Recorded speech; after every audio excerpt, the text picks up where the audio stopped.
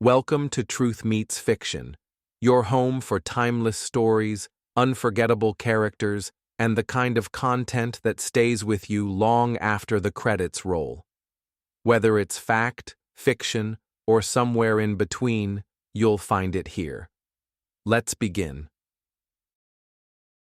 In The Eyes of Mr. Layton, the story fairly drips with atmosphere, especially with Dr. Watson's vivid descriptions of the foul alleyways and dark and dangerous smoke-filled opium dens of Limehouse.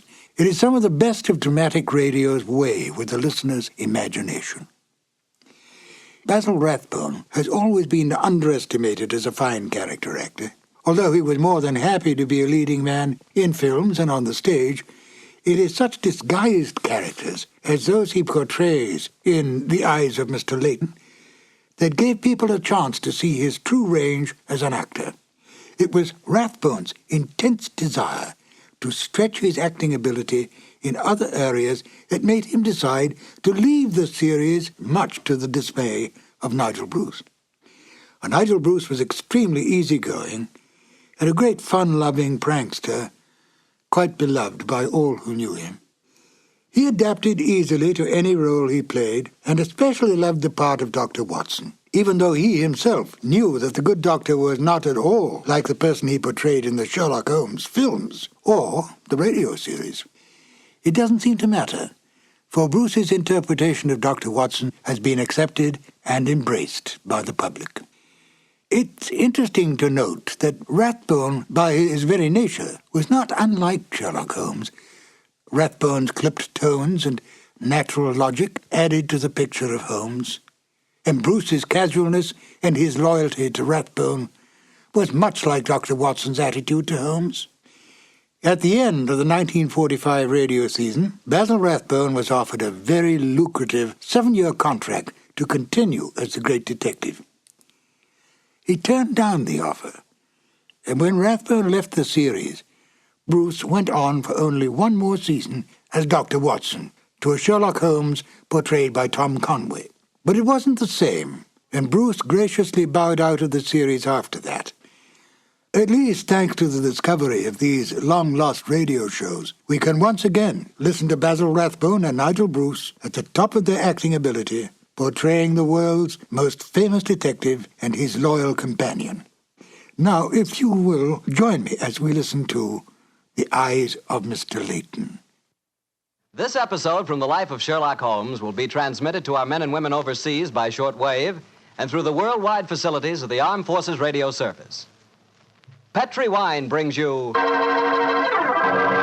Basil Rathbone and Nigel Bruce in the new Adventures of Sherlock Holmes.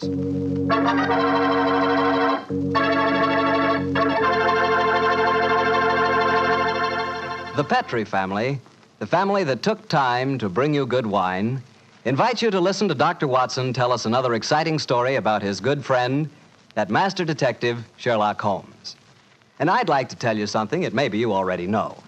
The fact that America's favorite wine is port wine. Did you know that? If you didn't, you'll know why port is the way out front favorite if you'll just sample some Petri California port. You just look at that Petri port and you know it's good. That wonderful, deep, rich red color. And Petri port is so clear.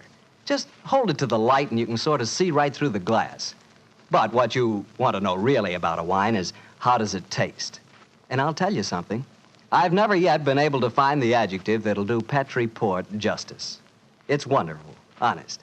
You've just got to taste it for yourself and find out for yourself. You'll love that Petri port in the evening after dinner when you're sitting around listening to the radio. And it's perfect to serve your friends when they come over. You can show them that Petri label, too. In fact, you can show it proudly, because the name Petri is the proudest name in the history of American wines.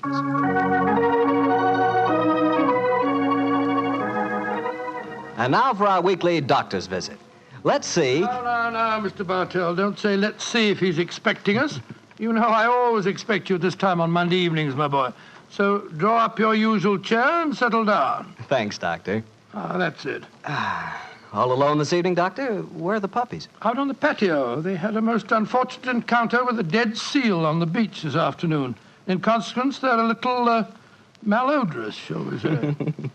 In that case, Doctor, perhaps we'd better change the subject.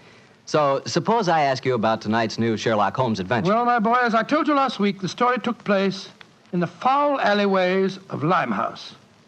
It was there on a foggy December evening in 1890 that my story began.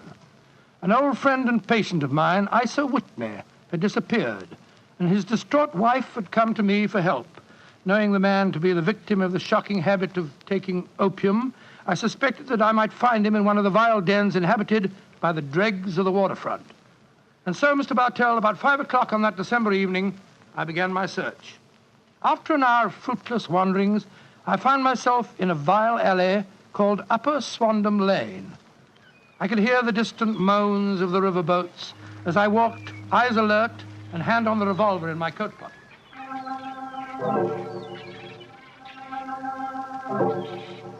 Suddenly, I saw a steep flight of steps leading down to a black gap, like the mouth of a cave. I walked down them.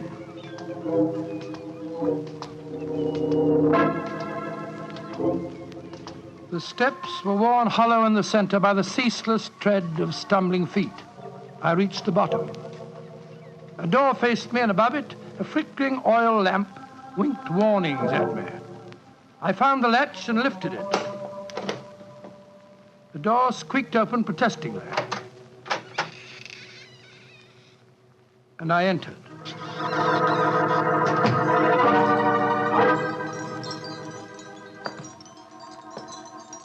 There was a tinkle of Chinese wind bells as I walked towards a long, low room. A strange sight met my eyes. Through the gloom, thick and heavy with the brown opium smoke, I saw that the room was terraced with wooden berths, like the forecastle of an emigrant ship. Out of the shadows, there glimmered little red circles of light, now bright, now faint, as the burning poison waxed or waned in the metal pipes. Bodies lay in strange, fantastic poses. Bowed shoulders, bent knees, heads thrown back. The attendant came up to me with a pipe and beckoned me to an empty berth. I haven't come here to smoke your filthy drug. I'm looking for a friend, Mr. Isa Whitney. No, Mr. Whitney here. Well, I'm going to search the place. You must not disturb the I'm priest. carrying a revolver, so you'd better not argue with me, my good man. Out of the way. I searched that filthy den, but found no trace of my missing friend. As I was leaving in despair, a long, shaking hand reached out and plucked at my sleeve. I turned, and there, sprawled in a berth, was the wreckage of a man, his gaunt face yellow and twitching, his clothes filthy and ragged, and the pupil of his eyes like pinpoints. He spoke to me in a thin, quavering voice. Mister, Reverend Saint, get me out of here. Now, look here, my man. Don't say you won't help me, Governor. Ain't you got an heart? Please help me, Governor. Take me out of here. Strike me pink, I'm going to bomb me, I tell you. Oh, what must you expect if you indulge in this filthy habit? Take me out of here, Governor. I'll go straight this time. Cross me out, I will. Oh, very well. Come along with me. I suppose it's my duty to help you. Ah, bless you, Governor. Here you are. Here, now, give me your arm. You cannot take him away. He owe me money. That's a bleeding lie. I paid him when I come in, I did. He cannot go with you, mister. You remember what I said about my revolver, you blackguard? If I have any more trouble with you, I'll fetch the police. Come along. He owe me money. He owe me money. Infernal scoundrel, owe me money, Tell owe me him money. all proper, Governor. I'd hope you didn't.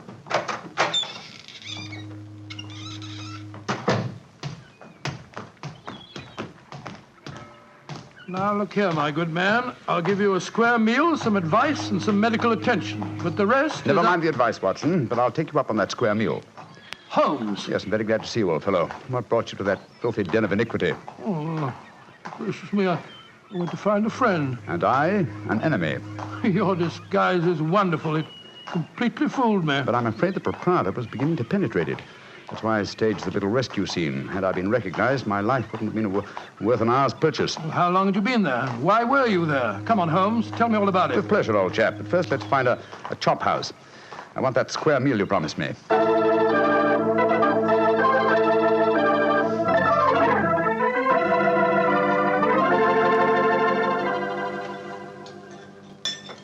An excellent meal, Watson. Yes, they're surprisingly good for such a shoddy-looking place. Well, Holmes, now perhaps you'll tell me what you were doing in that opium den. I've already told you my story. I'm shadowing a most unusual criminal.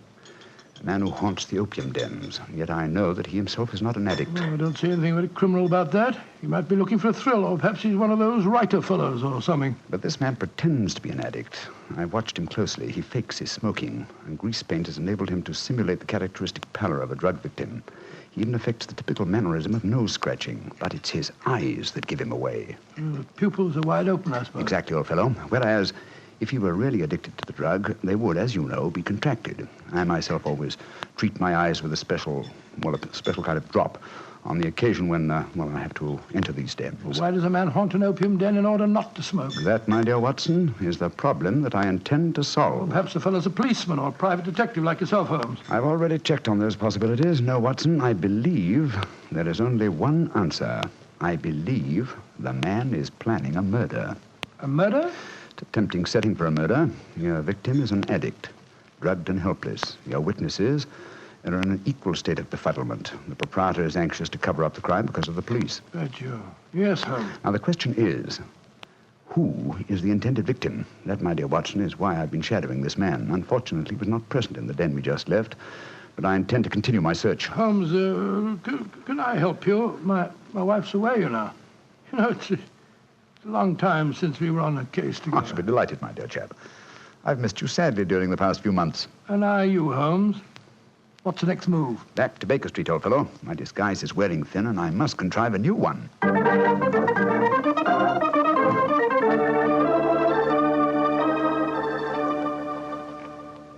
New disguise, eh?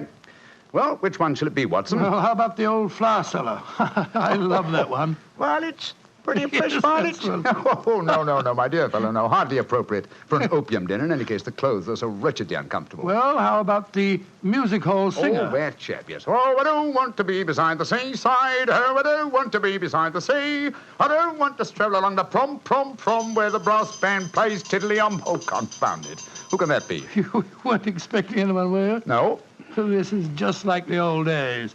The doorbell ringing, Mrs. Hudson toddling off and bringing up some poor devil in trouble and... You say that rather wistfully, old fellow. Don't tell me that you repent of marriage. No, of course not, Holmes. Mary's a perfect darling, and I couldn't be happier. Just the same, it is rather fun to be back here again. Come in. Yes, Mrs. Hudson? It's a gentleman, sir. He gave me this card. Says he's very anxious to see you. Wayne J. Layton, President, Layton Corporation, Chicago, United States. Ask him to come up, will you, Mrs. Hudson? Aye, sir. Well, it's quite like old times to see you back here, Dr. That's Watson. just what I was saying myself, Mrs. Hudson. Mr. Layton has scribbled a message on the back of this card. If £1,000 for a week's work interests you, you'll see me. £1,000? Big fish, Watson. Very big fish. This way, sir. Thank you. Oh. How do you do, Mr. Layton? I guess you're Sherlock Holmes. You guessed correctly, sir. Excuse me. Oh, Mrs. Hudson, just a moment, Mrs. Hudson. Aye, Mr. Holmes. Sit down, won't you, Layton? My name's Watson, Dr. Watson. I'm Sherlock Holmes's colleague. Yes, I've heard about you, too. Like a cigar, Doctor? It's a good one. Set me back 3 shillings. Oh, 3 shillings. Oh, thank you. That's very nice. Just a good one. Oh, No, I 3 shillings. introduced yourself. Splendid. And now, Mr. Layton, may I ask what brings you here? I'll talk fast and to the point. I'm a businessman. I like to do things in a business way. I have a chance to control the guano deposits of the Republic of San Pedro. Their minister will be in London tomorrow, and if it weren't for one thing, I know that I could swing the deal and get the concession. And what is that one thing, Mr. Layton? The deal is secrecy. I thought no one knew about it, but when I got here, I found out that my biggest business rival has gotten wind of what's going on. He's an Englishman. I've never met him, but he's right here in London. Now, I'm not going to tell you his name, not until you give me your word that you'll work for me. Just what you wish me to do, Mr. Layton. Get this rival of mine and keep him out of circulation for a week. I don't care how you do it, and I won't ask. In a week's time, I'll give you the other half of this 500 pounds I brought with me. Oh, good Scott. What kind of Watson, detective give do you... Mr. Layton his hat and gloves. That's it. Thanks, old fellow. Goodbye, sir. What are you doing, throwing me out? I can't think where you gathered the impression that I indulged in kidnapping. Once again, goodbye, sir. And here, sir, you can take back your cigar. Well, if you don't want some easy money, I'll soon find someone else that does. This is the last you'll see of me, Mr. Holmes. Life is full of little consolations. Some people seem to think that money can buy... Watson, the game's afoot. Mr. Layton is the man I've been seeking. The man who pretends to be an opium smoker. Why in blazes did you let him get away? Here, I'll go after him. No. Don't worry. I've already arranged for that. Oh, how? When I left the room just now to talk to Mrs. Hudson, I was intending to tell her to summon some of my band of street urchins. You know, the Baker Street irregulars. When she informed me that half a dozen of them were in the kitchen at this very moment, partaking of one of her incomparable steak and kidney pies. The rest should be obvious. You left instructions for one of them to shadow Mr. Layton when he left here. Elementary, my dear Watson. Oh, don't tell me that Layton back again. No, I think not. I should say that at the moment he's just about to walk out of the front door. No, I think we shall have another visitor. And judging by the commotion, the incoming and the outgoing visitors know each other and are not on the best of terms. Well, it sounds to me as if they're having a fight.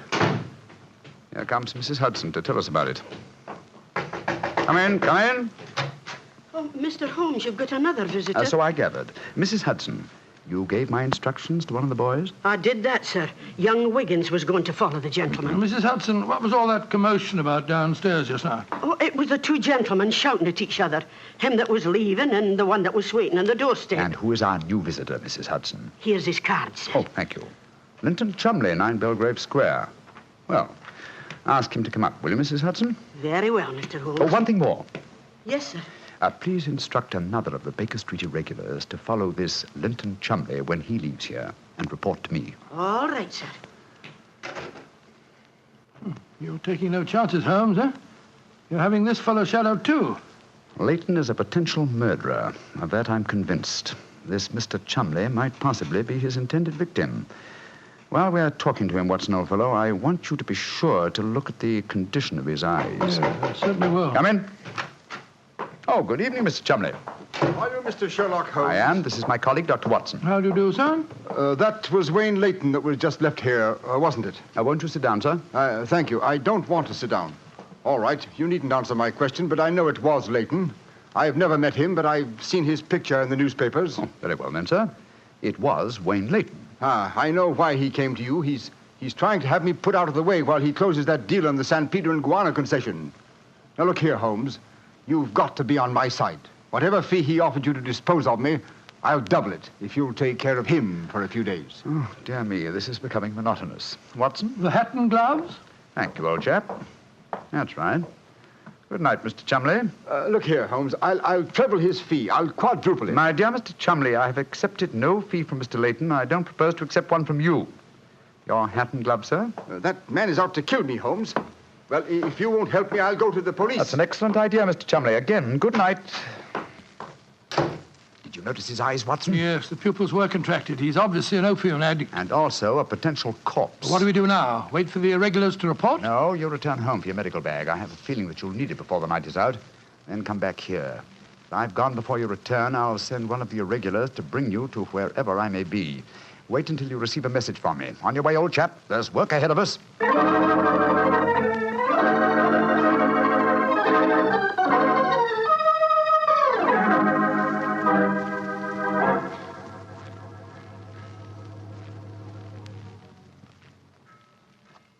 Wiggins, you're certain that this is the place that Mr. Holmes told you to bring me to? Oh, yes, Dr. Watson. The corner of Swanham Line and Brixell Street, Mr. Holmes said. Yeah, well, this is the spot, all right. I don't see any sign of him. Hello? This old woman coming towards us. So that's the disguise he chose. Oh, spare me a few coppers, will you, mister? My feet hurt something awful, and I ain't had a bite of food all day. No, you don't, Holmes. You can't fool me this time. As a matter of fact, your makeup isn't very convincing. You hardly look like a woman, and nobody's nose could be quite as red as that. Don't look like a woman, don't I? My nose is too red, is it? I'll take that. No, steady, look here. Making fun of a poor old woman whose plight I made her. I'm sorry, madam. I didn't mean to insult you. Well, matey, she gave you a bit of what for, all right, didn't she? Boxed your ears. No mistake about it. You mind your own business. And anyhow, why aren't you aboard your ship at this time of night? Because I'm not a sailor, Watson. It's Mr. Holmes. Great heavens, Holmes. I wish you wouldn't confuse me like this. I'd never have recognized you. My dear Watson, when you're able to recognize me, it will indeed be the beginning of the end. When your eagle eye penetrates my disguise, I shall realize that my retirement is imminent. But enough of this. See that house opposite? You mean the ramshackle place with the broken tiled roof? Yes, I gave the irregulars instructions to let me know at once if our two quarries ever entered the same house at the one time. They're inside there now, and I'm going in after them. Be careful, Holmes. I better come along with you. Can't I come too, Mr. Holmes? No, certainly not. both keep watch outside. If I need any help, I'll smash one of the windows, and then you can come in after me. Wait here for me. I don't expect I'll be very long. I'll be here, Holmes. Don't worry about me. Just take good care of yourself.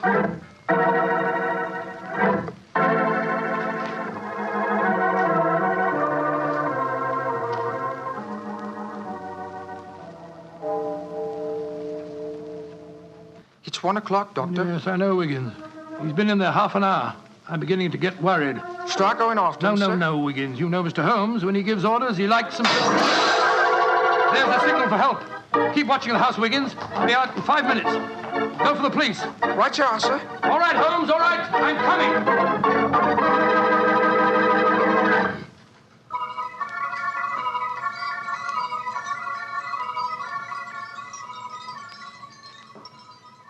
You have searched my house from basement to attic. Why do you not give up? I tell you again, there has been no one here tonight. But my friend came in here half an hour ago. I saw him, and before that, 2 other men are known to have come in here. If that is so, then where are they? 3 men cannot vanish. That's just the point, you scoundrel. Out of the way. I'm going to search this hovel again. I'm not leaving here until I find Mr. Sherlock Holmes.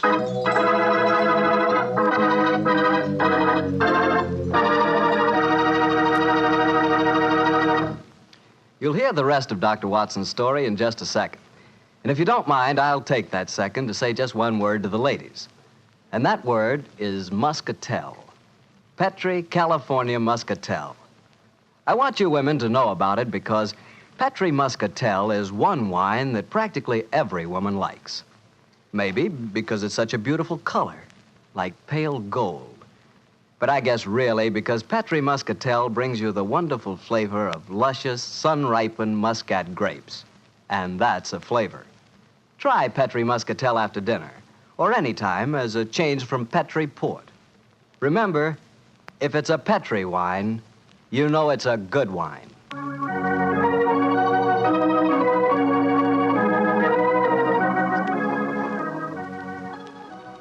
And now back to Dr. Watson and tonight's story, The Eyes of Mr. Layton. Well, what happened next, Doctor? When you searched the house for the second time, did you find any trace of Sherlock Holmes or the 2 rival businessmen? No, Mr. Bartell, I'm afraid I didn't. What did you do? I told Wiggins to report the matter to the nearest police station and then rattle back to Baker Street in a hansom cab as fast as I could. When I arrived at the old familiar doorstep, I wrenched at the bell in a frenzy of anxiety. Finally, the door opened, and there stood Mrs. Hudson. Dr. Watson, what is it, sir? Why, you're as white as a ghost. Mr. Holmes, is he here? Aye, sir, came in half an hour ago. He was dressed as a sailor and was half carrying some drunken friend of his. Oh, thank heavens he's safe. I'll go up. All right, sir.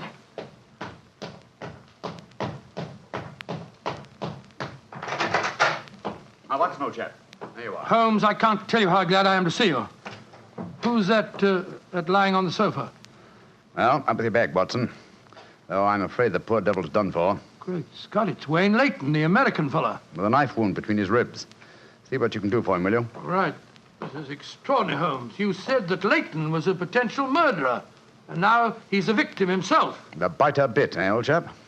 Yes, he's still breathing, but he hasn't a chance. I'll try him with an injection of strychnine. Holmes, how did you get his body out of the house? I searched the place from top to bottom. I found no trace of any of you. When I went in, I found the stabbing had already taken place. The proprietor then bribed me, or rather the broken-down sailor he took me for, to smuggle the body out through the secret stairway leading to the wards of the back of the house. Well, there's no trace of Chumley there? No, he must have left before me by the same exit. Then you smashed the window and bolted? Yes, I knew that I could count on you to hold the fort while I was getting the body away. Try to say something, Watson. Yes, the injection's beginning to take effect. Yes, Mr. Layton? What are you trying to say? Tell us, who stabbed you, sir? Shh. Lips are moving.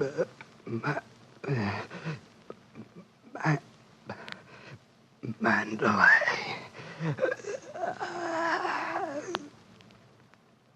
He's dead, Holmes. Yes, but he gave us the clue to the murderer's identity. How? The word he mumbled just before he died. Sounded to me as if he said Mandalay. Precisely, old fellow. Never did a corpse give us a clearer instruction as to our next and final move. And that is? Back to Limehouse, Watson. Back to Limehouse.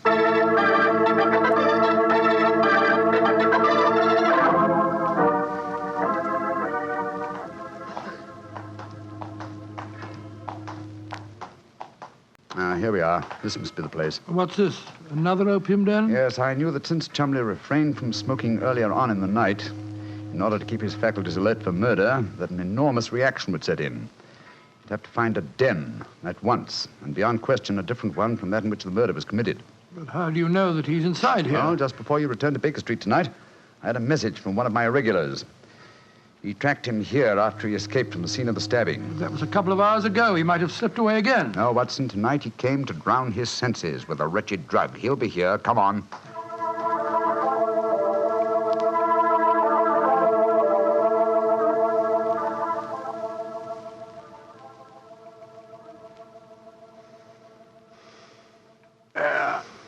That second injection of caffeine should bring him round.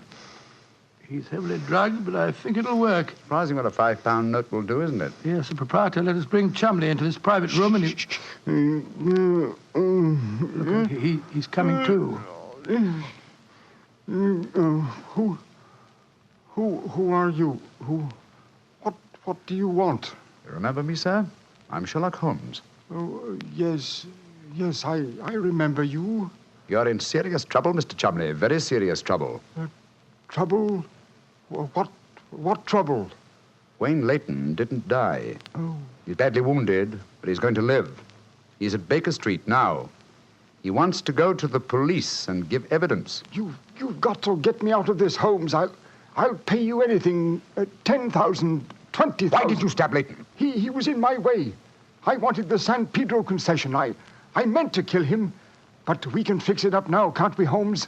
We can fix it up now. Yes, we can fix it beautifully, sir. As neat a murder confession as ever I listened to, Holmes. Exactly. Come along, Mr. Chumley. I think some night air will be good for you. We'll take you for a nice drive to Scotland Yard.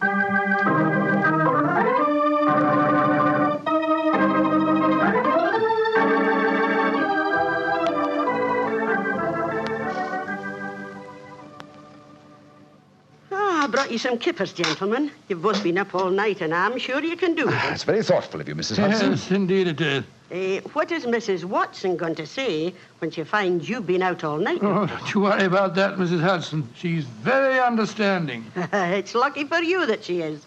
Well, I'll go and leave you to your breakfast. Holmes. Yes, dear fellow? There's only one thing that puzzles me about this case. Oh, what's that? When Layton was dying, he muttered the word Mandalay. How did that give you the key to the murderer's identity? Oh, the dead American had never met Mr. Chumley, you remember, except when they bumped into each other in our hallway. Yes, he told us that he recognized him from the newspaper photographs. Being an American, he had no reason to know that the name Chumley is in no way pronounced the way it is spelt. Oh, Joe, I never thought of that. Chumley. That name's spelt C-H-O-L, Chol, M-O-N, Mon, D-E-D, L-E-Y. Chol Mondele. Mondele. Precisely, old fellow. What you thought to be Mandalay was really Chol Mondele, the name of the murderer. What an amazing case. You did a remarkable job, Holmes. I'm beginning to be confoundedly sleepy. Why not sleep, old chap? Your old room's all ready for you. Are you going to take a nap? Oh, dear me, no. I have much too busy a day ahead of me. Let me look at my engagement book. Baxter Square murder. I've put the police on the track. The Duchess of Ferrers. I've got her material. The princess who was about to run away from home. Good gracious me, let her run. The Pope's cameos. Ah, yes. His Holiness must not be kept waiting. Can I help you again, Holmes? Mary doesn't return until tomorrow. Well, I thought you were sleepy, old fellow. Sleepy rubbish. I never felt more wide awake in my life.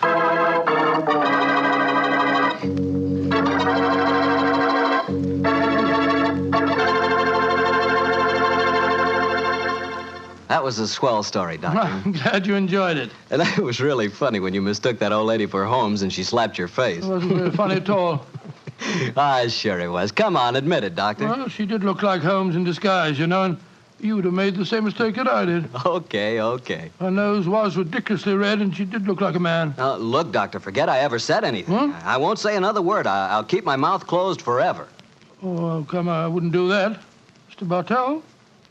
Mr. Bartell? Won't you even open your mouth to finish your wine? Your Petri wine? Okay, you win. You know I'll open my mouth for Petri wine anytime. that Petri wine is always good wine, and for good reason, too. The Petri family has always owned and operated the Petri business. They've been making fine wines for 3 generations, since way back in the 1800s. That adds up to a lot of experience. Experience handed on down from father to son, from father to son. The Petri family really knows how to turn luscious California grapes into fragrant, delicious wine. And that's why, no matter what kind of wine you want, I'm sure you'll like it better if it's a Petri wine. Because Petri took time to bring you good wine. And now, Dr. Watson, what story are you going to tell us next week? Well, now, next week, Mr. Bartell, I'm going to tell you a most unusual adventure that Holmes and I had in the heart of the English countryside. It concerns a corpse, a missing revolver, and a beautiful girl who was frightened of her own shadow.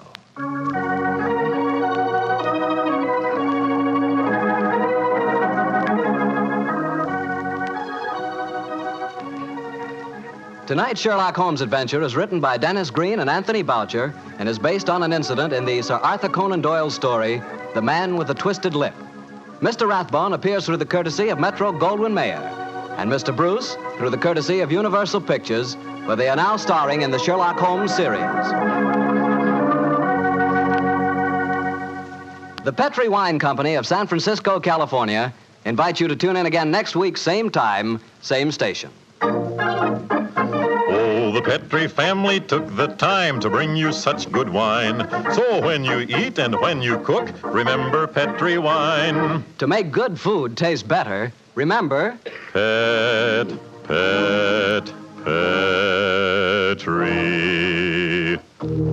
wine. This is Harry Bartell saying good night for the Petri family. Sherlock Holmes comes to you from our Hollywood studios. This is the Mutual Broadcasting System.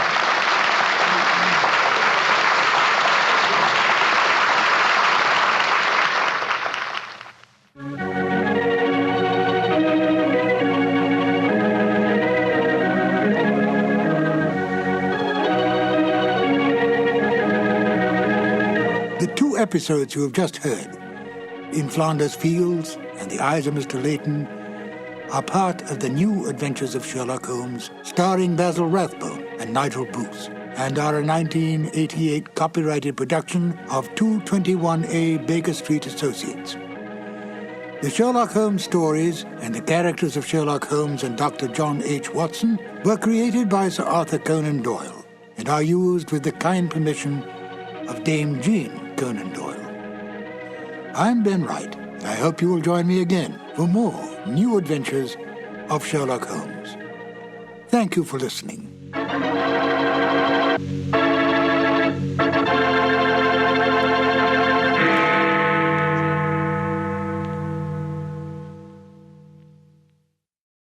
Every story leaves a trace, some in history, others in the shadows. If this one made you think, question, or shiver just a little, you're in the right place. This is Truth Meets Fiction. Until next time, stay curious, stay sharp, and don't believe everything you're told.